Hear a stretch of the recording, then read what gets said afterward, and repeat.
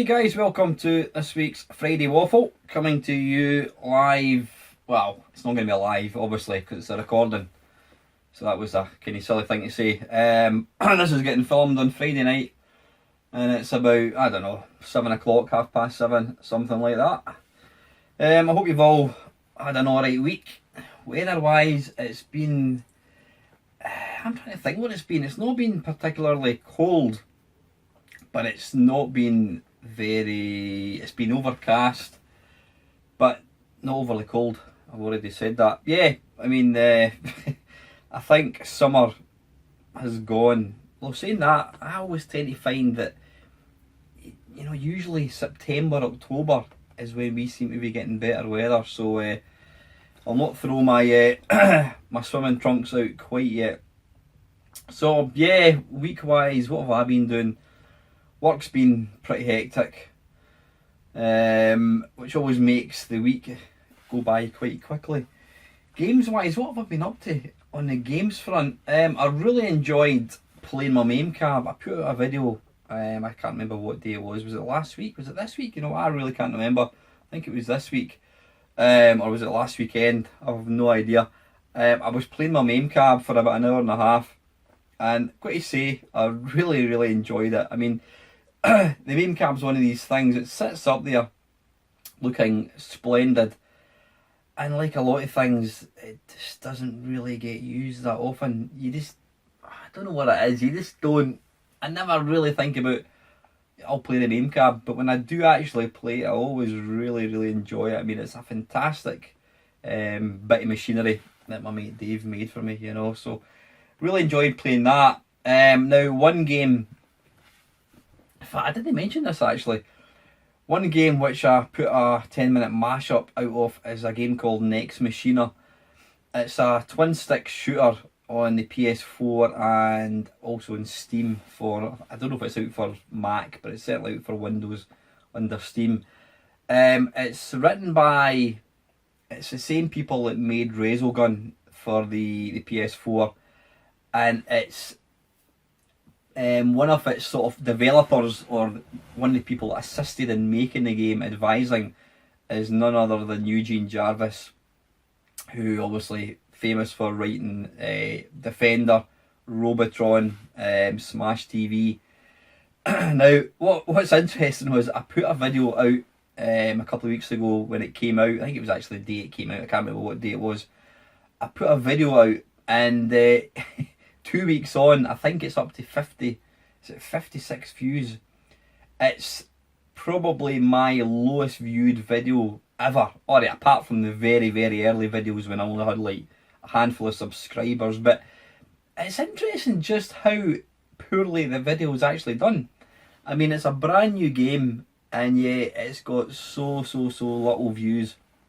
And what's interesting, Mark Lactobacillus Prime, he did a video showing the game as well, and I think he's got very low views as well. So it's interesting just how you can put a game of a really spanking new amazing game, you can make a video and it will hardly get any views. And then, I mean, I put out a video, an 8-bit face-off kerfuffle playing not Crazy Kong, what's it called, Kong Strikes Back, which was released by Ocean, and it's got something like 200 views.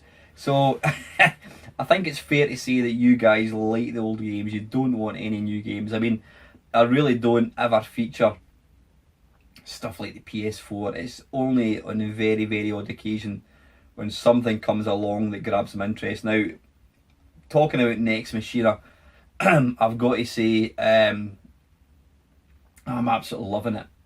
If you've got a PS4 and you're remotely interested in arcade games, then I can strongly advise you go and pick the game up. I mean, I think it's doing really well. It's an amazing looking game, and it feels excuse me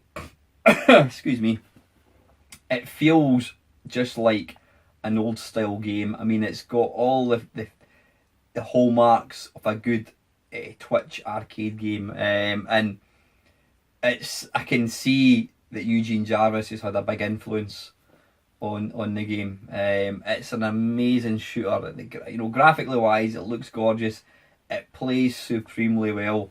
Like I said, if you've got any interest in a you know, a twin stick shoot 'em up, and you've got either a Windows PC or a PS4, go and check it out. It's an amazing game. I cannot recommend it highly enough. So yeah, that's Next Machina. Right, excuse me.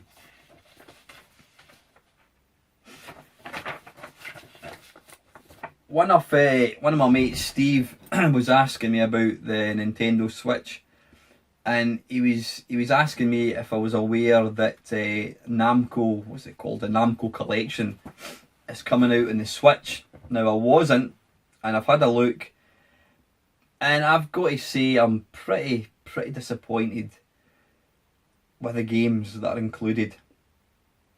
Now, as anybody that's into emulation, that's played MAME before, you'll know that the actual file size of the old style games is minute. I mean, no, seriously, they're absolutely tiny. I mean, I think you could probably fit something like 3,000 MAME ROMs in a couple of hundred meg. So the actual file size is tiny. Now, I'm just going to read out the games that they're including in this Namco Museum. Now, I'm not sure how much it's going to be selling for. I don't know whether it's going to be a budget game. Unlikely. The games that are included is Pac-Man. Fair enough. Pac-Man Versus. Well, that's not like an old game. Dig Dug. I'll let that one go. Galaga. Fair enough. Galaga 88. Yep, okay, give them that one. The Tower of Druga. Now, that game appears in every single Namco Museum collection ever. Has anybody actually played of Tower of Druga? I don't even know what it's about. The only reason I know it's got a guy with a sword is because of I think I've seen a picture of it. But why are they including the Tower of Druga? Sky Kid. Yeah, okay, I know that's quite a good game. Splatterhouse. I wasn't even aware that was a Namco game. Is it? I don't know. Rolling Thunder. Now that game would steal it for me. That's an amazing game. Love Rolling Thunder. Rolling Thunder 2. Okay. I've not really played Rolling Thunder too much at all. And Tank Force. Huh? Tank Force by Namco. What the hell's Tank Force all about? Now, yeah, I don't know how many games there are. 1, 2, 3, 4, 5, 6, 7, 8, 9, 10. There's 11 games. Now, Namco have released, I wouldn't say thousands, but they've released hundreds of games. Where's Pole Position? Where's Galaxian? You know, Ridge Racer. I mean, I'm actually struggling to think. Not Pac-Man 2, Mrs. Pac-Man, Ms. Pac-Man, Rally X. I mean, where do we stop? There's hundreds of games, or tens of games anyway, that could have been included in this. And I would love to know what kind of think tank, how did they decide what games to put on these collections? Tank Force and Tower of Druga, never heard of them. So yeah, that's my kind of whinge. I'll probably still end up getting it if it's not too dear. If it's 50 quid, they can forget it. But just to be able to play Rolling Thunder on the Switch would be pretty nice. But yeah, I'm pretty disappointed. I mean, but I know why they do it. They do it because they'll release Namco Museum Collection 2 and 3 and 4. So obviously they're not going to go banging all the good games on in one go. But seriously, no Galaxian. That's just quite criminal if you ask me. Right, one point I'm wanting to talk about is Lawn Boys Post 1975. He did his Wednesday vlog. And it's a subject that I've spoke about quite a few times. People mention it all the time, and it's, have you ever thought you have too many games and need to do something about it? Now Dave has he has actually dug out all the games that he in systems that he never ever plays, and he's going to give them to charity, which I think is a lovely thing to do. It's a really honourable thing to do. It's so easy now to, you know, when you think about old games, old systems, retro, it's very, very collectible now. So it's easy to think, yeah, I'm going to sell it and make you know, make money on it, which is absolutely fine. But I think that's excellent that Dave's done that. But the point he was making, he just said that he was going through his collection, and he just realised just how many systems and games that he's never ever played. Now, I've got to say, I'm absolutely guilty, Your Honour, of that. I mean, I'm looking up there. I sit here every week and I record the waffle, and I look up there at all the games that I've got that I've never played. I mean, you can't see them up there. I've probably got, I don't know, 150, maybe 150 Xbox 360 games. Probably more than half of them I've never ever played. And it's quite sad. I mean, I don't collect games for the sake of it.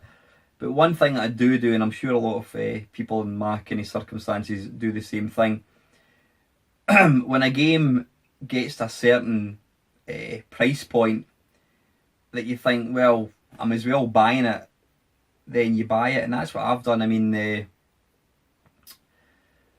my mate Dean, he did a couple of videos, really good videos, basically his kind of top, I don't know what it would be, top 50 Xbox 360 games.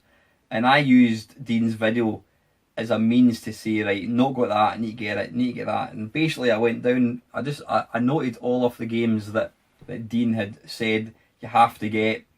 And then I went to CX and I bought most of them. And like I said, I've never played them. Chances are I'll never will play them. But I like to know that I've got it up on the shelf behind me. Which is probably stupid. I mean, I've mentioned this quite a few times. I've got, I don't know how many systems. I've got maybe 60, 70 different systems. Maybe not quite as many as that. And I could quite honestly put my hand on my heart and say that, you know, probably 2/3 of them I never ever play. And that's just a bit silly. I think I have kind of contemplated having a big clear out, but I know if I did that, I would instantly regret it. I really would. So I think I'm just going to sit tight. I mean, the wonderful thing about retro games, old systems, is they're never going to go down in price.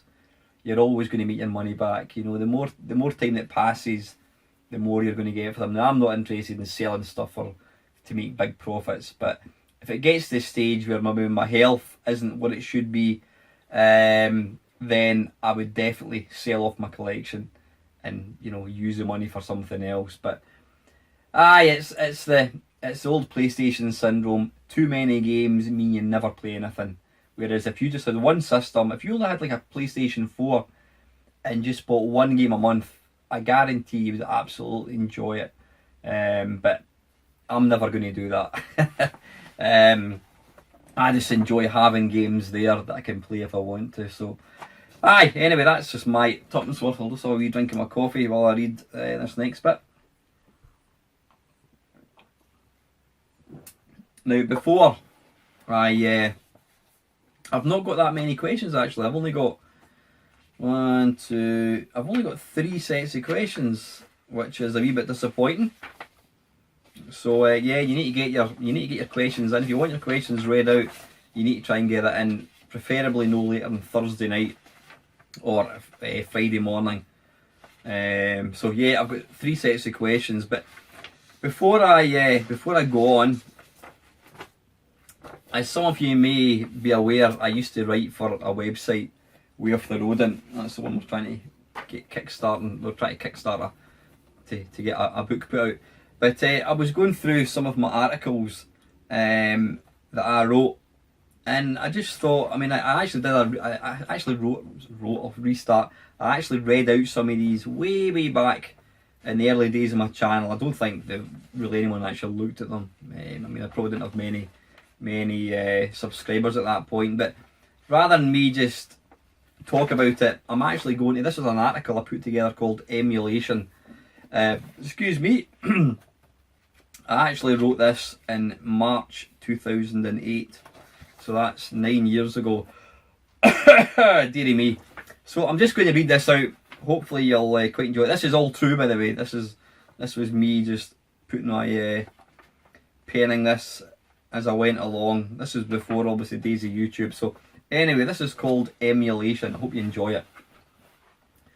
The first time I heard the word emulation in any context I was familiar with was during the Amiga days.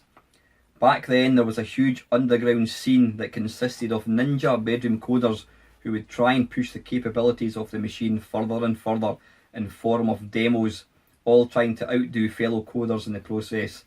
These usually consisted of a thumping trance soundtrack and involved a 3D polygon box spinning around, changing colours, with a obligatory scrolling greetings message, which included a taunt of sorts to rival coders. The demo scene was massive, especially in the Scandinavian parts of Europe and Germany. Acquiring these discs wasn't as easy. You generally had to have some sort of inside contact or use one of the readily available mail-order public domain companies. My contact was Craig, a chap somewhat younger in years than ourselves, but a player all the less, and one that could provide us with these discs. As the content of the demos became all the more varied, As the content of the demos became all the more varied, discs based on the 8-bit Commodore 64 surfaced. These were usually no more than a SID tune accompanying a scrolling message using the C64 font.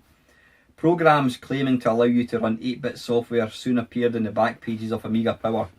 I was intrigued and consequently sent off the readies. What turned up though was a couple of floppy disks with a program and a small selection of classic games. The standard of emulation though was piss poor.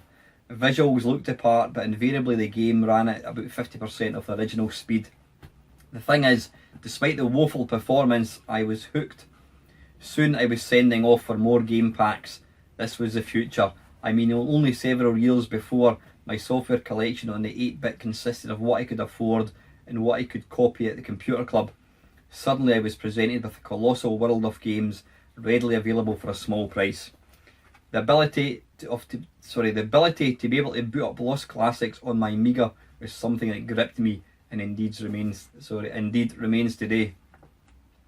Soon the Spectrum was emulated, and again, given I'd never owned a real machine, I was now able to own and enjoy these games for a fraction of the real price. Unfortunately, the quality of these emulators on the 16-bit never did evolve, and soon my interest waned, only being able to play Night Lord at about 75% of the normal speed soon diluted my interest. Before long, I'd accepted that perfect emulation of these machines just wasn't something that was about to happen, and before long I'd fully embraced the 16-bit computers and consoles and thought no more of them. 1995 saw the winds of change. Hippie Grant, so called as we had another mate called Grant, so we needed to differentiate. He was a games whore, and since he had long hair and liked Kiss and Alice Cooper, he was called Hippie Grant. Indeed, even my mum called him that. Hippie Grant and myself met through a mate who liked Magnum and Motorhead, and as we both shared the passion for computer games, a friendship revolving around video game was soon nurtured. We never competed as such with hardware, but as soon as one of us upgraded, the other was sure to follow. I led with the purchase of an Atari ST and later a Commodore Amiga, but Hippie Grant was the first to embrace PC gaming. A backward step, I thought, comparing the visuals of my A1200 to his VGA garish coloured games. All that was to change when Doom arrived. My eyeballs literally fell out their sockets when I first saw this thing run. I was quite literally blown away. At that point I realised I had to have a PC, the only problem being the lack of £1,000 that one would cost. If I was making this step, it had to be cutting edge, and cutting edge it was. A monster Pentium 60, 540 meg hard drive, Sound Blaster and a whopping 8 meg of RAM. Within weeks, I'd soon built up a library of PC titles, most being FPSs or flight sims. Summer of '97 arrived, and with it, a phone call that would change my gaming forever. Sitting playing Actua Soccer on the PlayStation one afternoon, the phone rang. It was Hippie Grant. He would proceed to enlighten me that he had just acquired a disc for the PC that would quite literally make me come in my pants. He asked me how I'd like to be able to play the real Space Invaders and Galaxian all on my PC. My brain was turning somersaults on hearing this. How was this possible, I thought? Apparently there was a program you installed on the PC and it allowed you to run every arcade game.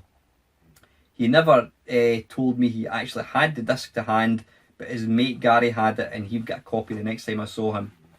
For the next week or so I couldn't quite get my head around the concept of playing real arcade titles on my PC. Given I lived slap bang in the middle of Scotland, seaside resorts and more specifically arcade cabs were something I only got to experience while stopping for a piss in the motorway services on our annual camping holiday.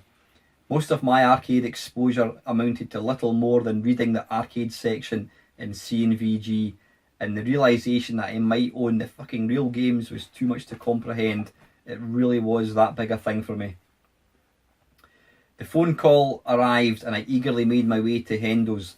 Small talk was exchanged, but as was the norm with him and I, it was kept to a minimum.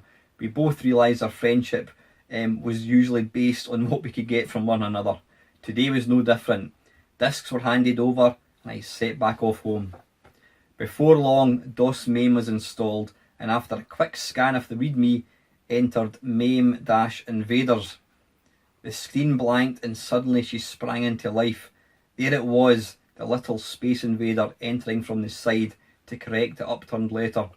Sound was lacking in this one, as it did in a few others, but that didn't matter. There was collectively about 50 or so games, all mainly the earliest titles: Frogger, Scramble, Galaxian. I was in heaven. I'd probably had a collective 10 goes of the Galaxian in my entire life, and here was the real deal glowing away on my 14-inch monitor. Shortly after the internet superhighway arrived at work, dabbling at lunchtime with search engines, I soon unearthed a vast underground following of this MAME thing. Turns out MAME was coded by a girl called Nicola and someone else. I later found out that Nicola was a bloke, but that never dampened my admiration for them. Digging further, unearthed websites that allowed you to download further games. Not only had I a collection of 50 games now, but I now had an unlimited source to add to them.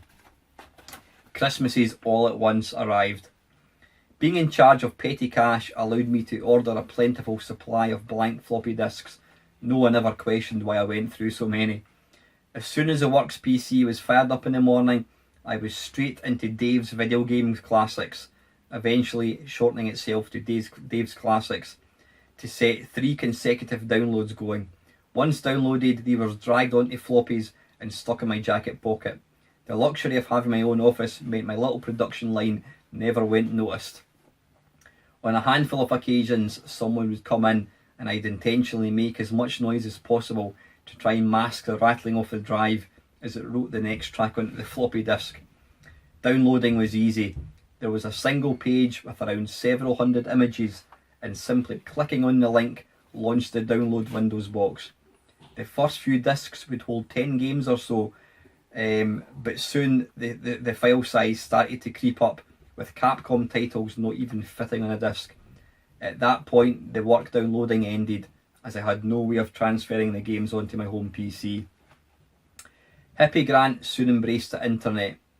2 pence for 1 minute and a whopping 2.5 kilobyte download speed.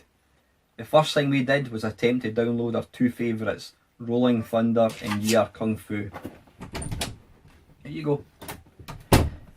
After a little searching, we managed to grab them. However, despite all attempts to get them to load, we gave up unsuccessfully. We later realised that MAME would only run games that had been added. Later investigation revealed MAME would only run games which had been added, with games that could run listed in an enclosed README file. I soon figured the larger ROMs could be unzipped and zipped into smaller files. This allowed the work production line to kick in again, and I soon had amassed virtually the entire Dave's site archive. Time passed and I was soon online at home. The collection grew as it did the anticipation of every MAME release. Back then it was awaited with a fevering excitement and akin to the latest Harry Potter film, replacing the kids with geeks. The big one for me was version 0.34. This release was huge and it ran Year Kung Fu, which I dreamt about for a long time. Every MAME release saw me faithfully download every additional supported game ensuring it was 100% up to date. As subsequent versions were released, an annoying thing happened. Some ROMs that had previously worked no longer did, and a more up-to-date one had to be gotten. I struggled along with this, determined to keep it current, but the more releases of MAME that came out, the more ROMs wouldn't work, and the less inclined I was to try and keep it current. New MAME games came and went, and were no longer widely anticipated. Although my using of MAME never waned, the constant updating did. Broadband arrived, as did the newsgroups, which allowed me to download the entire collection of ROMs per each release of MAME.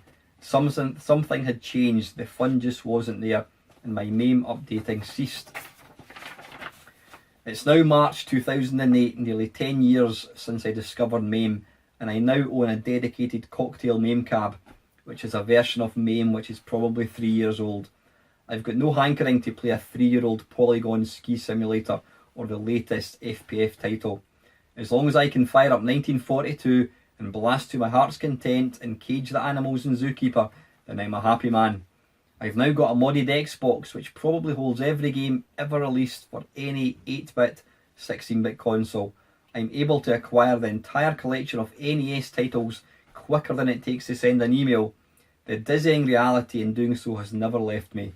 I now email arcade cabs to people, and despite the minute size of these files, the enormity that I can play Galaxian at home is as consuming and special as ever. There you go, guys, that was my emulation piece. Let me know if you enjoyed that. Apologies about stuttering a few times along the way. Right, question time. Kicking things off, Kev, down the rabbit hole. Thank you, Kev.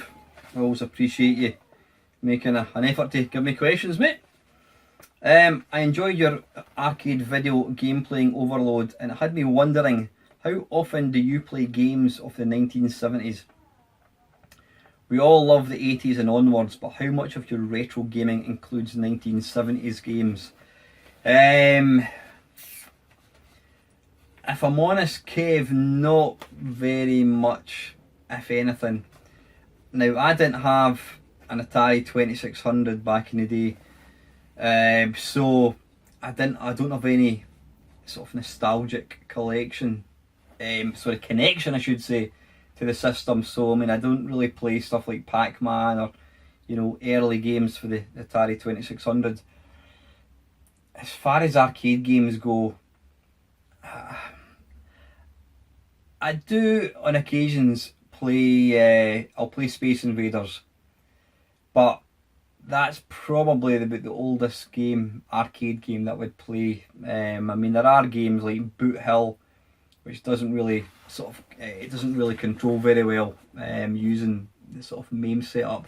But to be honest with you, these games are really limited, so I've not really got any interest in playing old systems like that. I mean, I think generally probably the furthest back I'll go will be the second kind of generation of games, stuff like Galaxian, Galaga, Pole Position. Stuff before that, not really. I mean, the games that I can remember playing in the arcades from the sort of 70s, there was Sprint, which was a little black and white. It was obviously the precursor to Super Sprint. I remember playing that in arcades, or it was the local travelling fair had it. There was an Atari basketball. It was like 1-on-1, and you used a trackball. I remember playing that, but nah, I can't say I really play any games from the 70s. I said I will on the odd occasion play Atari 2600 Pac-Man. Was that in the 70s? I don't know, it might have been 1980.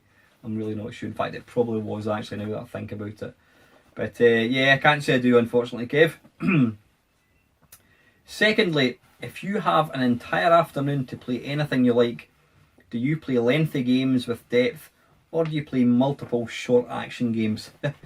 It just depends, Kev. I mean, I am very much more into playing older systems, you know, like I did with the MAME cab. I'll play numerous games over a couple of hours. But if I get a game that gets its claws into me for the PlayStation 4, stuff like, I mean, what do you call it, Last of Us. If I get a game that I'm really enjoying, then I will come up and play it. But I usually decide beforehand. I'll think to myself, right, I've got a couple of hours. I'm going to play my PC Engine, or I'm going to play the PlayStation 4. I mean, I've been playing a lot of that Next Machina, which is just an amazing game. So it just depends. It depends what kind of mood I'm in. If I want to play some arcade stuff, or if I want to play a kind of more up-to-date game. So yeah, all really depends. Well, there you go, you're mentioning it. Thirdly, you clearly enjoy Next Machina, and I was wondering if you could play it using that Robotron controller you had made a couple of years ago. You mean this one? There we go. Lovely, lovely, lovely stick. You know what? I hadn't even thought about it, Kev. I mean, the Next Machina that I've got is on the PlayStation 4, which obviously won't work with that thing. But what I might do, I don't know how. See, normally Steam games are configured to the Xbox 360 controller, so I don't know if that would work. But you know what? It would be absolutely awesome if it did. I might try that. I might try a game that I've already bought, because I don't want to fork out another 15 quid for it on the PC to find out that doesn't work. I'll need to give it a go though. Thank you for bringing that up, Kev. Excellent idea. And finally, from what I gather, Shadow of the Colossus is being re-released for the PS4. This means that that game exists on the PS4, PS3 and PS2. So I would suggest someone needs to do a demake for the PS1 to complete the set. What PS1 game most closely matches Shadow of the Colossus and would be a good framework for a programmer? I've got to say, Kev, I think I've got Shadow of the Colossus, but I've never actually played it. Obviously you're saying it's an amazing game, so I might need to have a look. So I can't really comment on that question, mate, because I haven't really played it. Have I even played it at all? I'm really not too sure, so I can't really comment, Kev, unfortunately. What do you think yourself? Is there a game that you think is quite similar? But I'll make a point of playing it, because it's a game I've heard a lot about, so I really need to make a point of doing so. So yeah, thanks for the question, Kev. Always appreciate our questions, I should say. Next up, Mr. Batman. YouTube seems to have plenty of videos where people retro-bright their old yellowing consoles' computers. I've lost count of how many Amigas and SNES systems I've seen undergoing this process.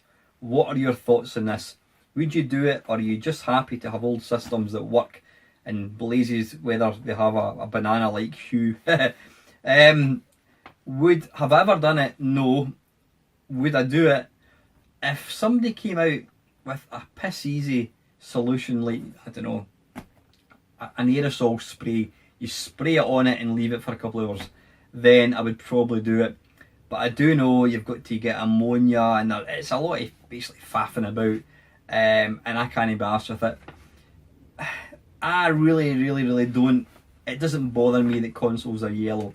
Don't get me wrong, I've seen some consoles that you can quite clearly see that the person was a smoker and it's like bright yellow. That's not very nice. But all my consoles I've got, they're all kind of yellow. That's what they are, you know. I'm not interested in having a mint looking machine, as long as, just exactly what you said, but as long as it works, that's part and parcel of it. It's an old system, so why would I want it to look absolutely mint condition? Doesn't bother me in the slightest. Number 2, your thoughts on modern retro collections like Rare Replay. Would you rather play the originals on old hardware, or are these compilations fantastic ways of revisiting old favourites and letting new generations see how we Zimmer gamers used to get our kicks? I think the collections are great because just exactly what you're saying, it's bringing old games to a current generation who would probably never get to see these games. Personally, I don't really use them. I mean, I did before I really started collecting original hardware and I had emulators. Then that was the only way to play. I always remember getting one of the Namco collections for the PlayStation, and the joy of being able to play Rolling Thunder was just incredible. You know, here was an arcade game and I'm playing it on the PlayStation. And then obviously the years that followed, I got emulators, I got MAME, and now I've got all this in the systems anyway. So now it's not something that really bothers me. Saying that, I was talking about the Namco Museum. I mean, a good collection for something like, you know, the Switch, where it's portable, that would be quite nice. But generally, I mean, I've got that rare replay. I've got it. In fact, I've got to say that was the reason I wanted to get the Xbox One. And you know what? I've hardly played it. I know that's probably doesn't surprise anybody. I've hardly played it. I don't know. Again, I've just got too many games, too many systems, too many games that I've really not played that as much as I possibly should. I mean, I know the rare replay it's looked upon as being a fantastic collection, because you're not just getting the actual games, you're getting all the sort of all the sort of like the background behind it. There's videos, interviews and that kind of stuff. So it's a lovely, if you're going to do a retro collection, that's how to do it, the rare replay. It's an amazing collection of stuff. Because a lot of these collections, you just bang out, stick on a few games and away you go, sort of thing. So yeah, so anyway, Bat, thanks very much for that, mate. And lastly, John Yin, now he usually asks me he's obviously quite an intelligent guy, and he sometimes asks me questions that I've got to think about. You can travel back in time and take one contemporary gadget to show your 13-year-old self. Which one do you take and why? Oh man, I mean, I don't know. The easiest thing would be take a smartphone, because you're getting so much. You're getting a video player, you're getting a camera, you're getting a video camera, you've got the internet, you've got YouTube. So I would take that, but I'm obviously not allowed that because that's kind of cheating. Just one gadget, what would I take? I think I would probably take this. I would take this because it's got all the systems. I can just imagine how this would have looked back in, or you're saying 13, I got my first computer when I was 16, 17. I can just imagine how something like this would look to a 17-year-old back in 1985, something like that, having every single Commodore 64 game ever released on a portable handheld would just blow my mind. I couldn't even grasp having something. I mean, having something like that would just be incredible. So yeah, I would take a smartphone if I could, but that's cheating. I would take my little Nvidia Shield portable. And number 2, in terms of setting, what is your choice within a game? As in, mine would be like Cyberpunk, given the option. I like the aesthetic theme, so Deus Ex does it for me. You, what kind of theme do I enjoy? I mean, I like, as much as I'm not a fan of like Call of Duty, I did enjoy playing the really, really early Call of Duty games where you're kind of back, in the sort of Second World War.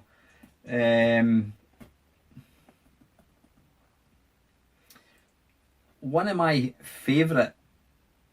most favourite sort of settings would have to be the what do you call it? Bioshock. Bioshock, yeah, Bioshock. The one with the big, I can't remember what they're called. The big kind of underwater guys are called.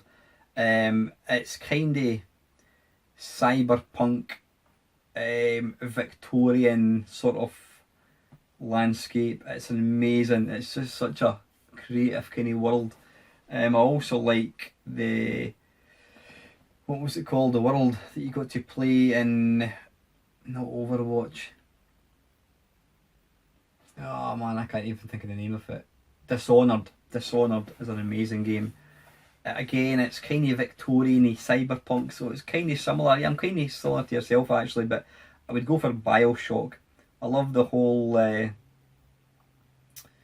it's not even Victorian, it's more the 1920s, 1930s, with the sort of like the, you know, Great Britain needs you kind of thing, you know, during the war. It's that kind of, that sort of style. I think that's an amazing, it's really quite a, it just drags you in. It's a fascinating sort of setting. So yeah, go for that one, as in Bioshock.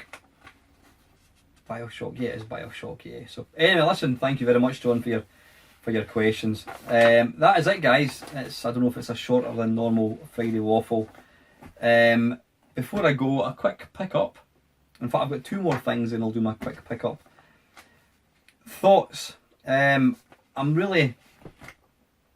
just conscious that I'm kind of going through the emotions with videos, and I'm trying to think of new stuff. I'm really trying to think of some new, completely original ideas for the channel. Just something a wee bit different from gameplay videos and that kind of stuff. I mean, I know there's still a lot of the features that I do, Market, Perfect, My Arses, they're sort of quite a favourite with people. I enjoy my They Did What, other things, but yeah, I want to try and come up with some new ideas. But something that a lot of people, a lot of tubers have done, and people have asked me before and I've always sort of poo-pooed it, and it's doing a live stream. Basically, I come on live and you guys tune in and ask me questions. I've always avoided it because I think, I mean, I'm sitting doing this, but this is not live. I'm recording. I can stop this at any time. I can edit it, whatever. A live stream is different because you're out there and you're in front of a camera and people are watching you. So I suppose it's probably a wee bit more nerve-wracking, actually. I'm just wondering what your thoughts are, guys. I mean, what I was thinking is it would be along the lines of maybe you nominate a game, you give me, you know, tell me a game to play for 5 minutes, whatever, something like that. Because doing it on your own, it's, as I said, you need something to occupy your time. I mean, if there's any questions you could answer, you could ask me any live questions. But what do you think, guys? I mean, if I was going to do one of these live stream things, I would need your support 150%, because if I was to go online to do that and there was nobody there, I'd just look a complete tit. So I would need your support. So let me know what you think. Would you be interested in joining a live stream that I do? Have a think. I mean, it might even be something that I could do with my mate Dave, because we could maybe play some 2-player games as well, kind of thing. I don't know, have a think about it, but let me know what you think. Would you want to see me do a live stream type video? See how it goes. Let me know what you think, guys. If there's enough people that are going to guarantee to support it, then I'll certainly think about it, but let me know. Before I go, Mainmeister t-shirts and mugs. I don't know how I got into it again, but I had a few people asking about the Mainmeister mugs, so I ordered another 5. They arrived today, actually. Now they've all gone, so they all sold out quite quickly. I also, for Blackpool, I'm going to play Blackpool in a couple of weeks' time. I decided for a laugh I would get a t-shirt made up. So I've got some Mainmeister bollocks across, emblazoned across. It doesn't actually say Mainmeister, but it's got my face in it. So it's for a bit of laugh. And if somebody happens to see me, if you watch the channel and you're not sure, is that Mainmeister, you can look at the t-shirt. If I've got the t-shirt on, then you know it's me. You can come up and say hello. But yeah, before I go, a quick pickup. Now this is not game related at all. Like a lot of, one of the things that's mega popular right now, it's drones, these little plastic things, what you fly. Now I did buy one a couple of years ago. I think I got it at, it might have been at one of the play events, I can't remember exactly. It was at one of the play events, actually. It was down in Blackpool. And I bought this thing and I couldn't fly it, and I gave up, and I don't even know where it is. And that was a complete waste of money. But one of my mates, he's bought quite an expensive one, and he'd put a video out, and I was seeing how impressive it was. And I said, you know, he says, well, why don't you, he says, rather than jump in and buy an expensive one, why don't you get this? It's 30 quid. So this is it. I got this. It's a Jap. Is it Banggood? Banggood. Banggood.com. This is it here. This is a little drone. It's quite nice. It unfolds like so. Now I've actually been using this quite a bit. I've had it for a couple of weeks and it is amazing fun. So that is it. There's a little thing there, and I'll let you. Nah, I'm not even going to bother switching it on because chances are I'll probably poke my bloody eye out or something. So I'm not going to go using it. But yeah, that is it. It's really, really nice. You switch it on. It's got a little light at the front, light at the back, and also what you can do. Let's turn it off now. It's actually got a little camera at the front. So what you do is, this is a controller. Now what I've actually done is there's all manner of buttons. So I've actually printed out what each button does. You can use this to control it, which is really good. Or else, you've got this little add-on thing, which clips in like so. And then I can't even, my phone's over there obviously. What you can then do is, that opens up like so. And your phone, in fact I'll get this here just to kind of demonstrate. So you imagine that's my phone in there. That opens up like so. Like so. And then you can actually sync the phone to the little drone, and you can actually follow, it will show you what the camera's picking up, so you can actually be controlling this and you can actually see where the drone's going. So yeah, got that, plus I got an extra battery. The battery just actually is underneath here, and it just pulls out like so, and it pops in. So I've actually picked up 2 spare batteries. I've got that one, got a spare one, and I've got one more up there. So all this plus the controller plus the 2 batteries, I think all in, including postage, was something like 35 quid, and it is great fun. If you've ever had sort of any kind of temptation to get yourself a drone, I would strongly suggest you pick up something like this, because it is super cool.